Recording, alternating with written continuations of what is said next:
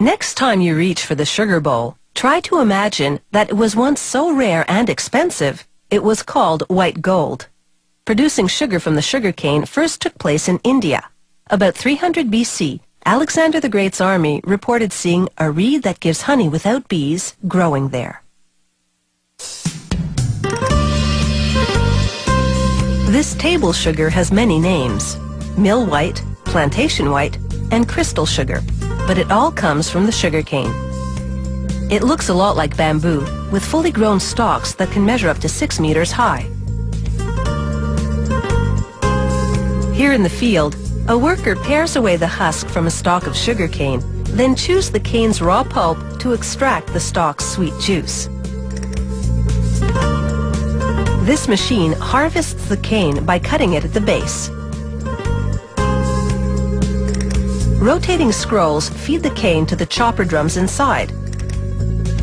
As they chop the cane, a fan blows the lighter leaves and tops back onto the field.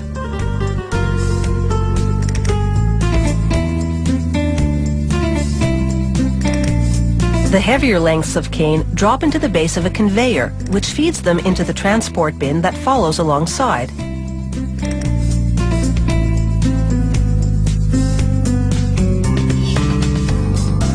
Trucks rapidly transport the cut cane to the sugar mill for processing. Once cut, sugarcane begins to lose its sugar content, and damage to the cane during harvesting accelerates this decay. At the mill, trucks empty their load onto a receiving table. It feeds a belt conveyor that takes the cane through 2 separate washes.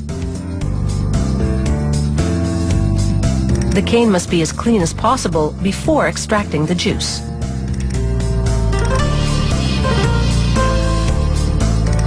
But first, the cane's hard structure is broken down inside this crusher, where rotating hammers break the cane into small pieces. A conveyor loads it into a milling tandem designed to extract the sweet juice from the crushed cane.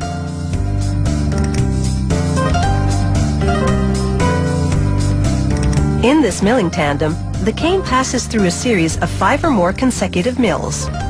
Large cylinders compress the cane fiber. The juice pours out of the milling tandem and diverts into a channel away from the bagasse, the dry pulp that remains after extracting the juice.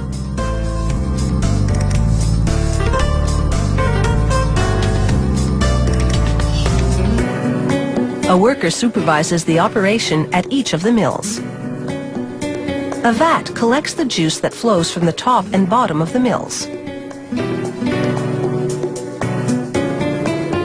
Now that the juice is extracted from the sugarcane, it's time to process it. However, before turning the juice into sugar crystals, a sample goes through a series of tests at the sugar mill's laboratory. First, a technician adds a thickener that binds to impurities in the juice and then filters it to obtain a clear, clean juice.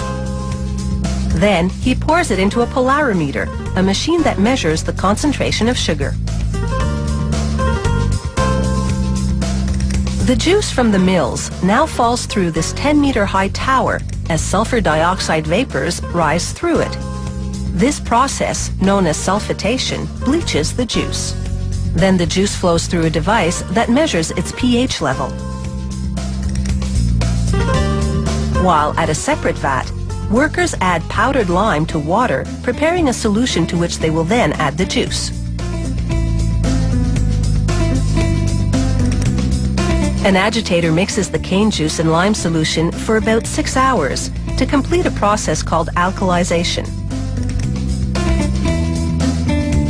It regulates the juice's pH level and helps clarify it. In reaction to the lime, the juice's color changes from brown to yellow.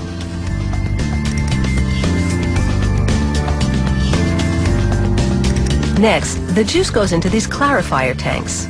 It takes over 2 hours for the juice to settle and for the impurities to fall to the bottom of the tank. A sample taken from the tank shows how the sludge collects at the bottom, while the clarified juice collects at the top. Next, we'll see how this clarified juice transforms into flowing crystals of white sugar.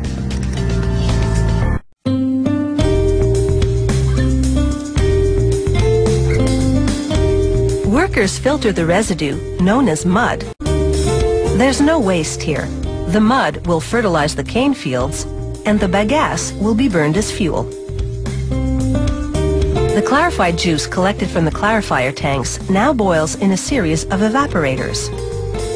This brings the concentration of the sugar in the juice up from 15% to 60%. Then the juice collects in 15-ton tanks to clarify even more. Any sediment left in the juice floats to the top. A rotating paddle skims this residue off to the sides of the tank.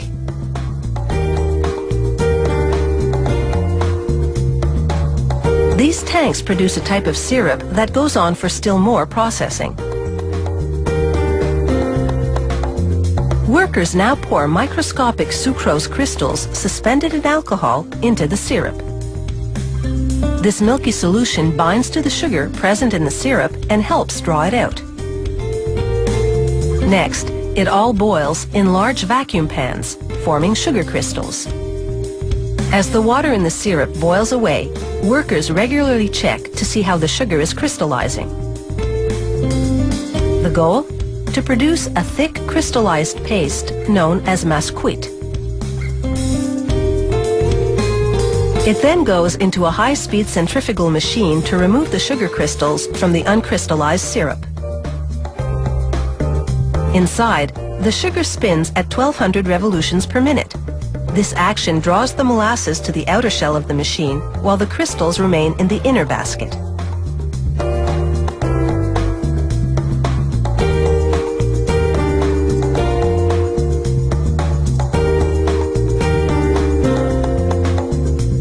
Sprays of water wash the crystals.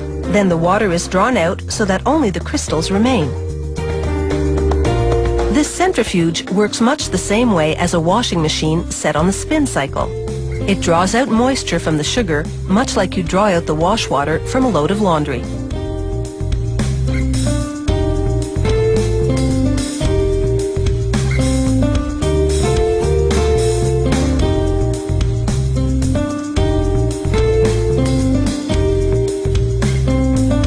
Next, a conveyor belt carries the sugar crystals out of the centrifuge.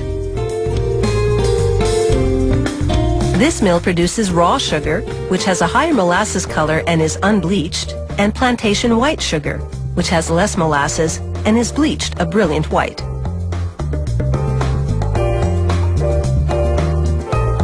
The sugar on the conveyor now goes into a large dryer. Hot air blows into this dryer to bring the sugar's humidity level down to 0.02%. That's standard for table sugar.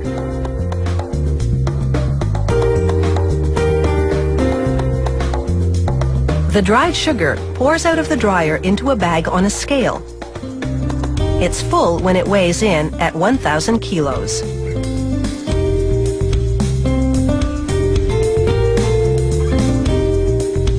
A hoist then carries the bags to a platform at the far end of the packing facility. At 3,000 kilos, that's a heavy load. It lowers each bag over a chute that leads to the factory's main floor. Workers carefully open each bag in turn and pour out the sugar directly into the chute. It feeds an automated packaging machine, which fills a series of 2-kilo plastic bags, seals them, and separates them. This packing facility produces 200,000 bags a day. That means processing 400 tons of white sugar daily. This fine plantation white sugar is available in a variety of convenient packaging options, and that should sweeten anyone's day.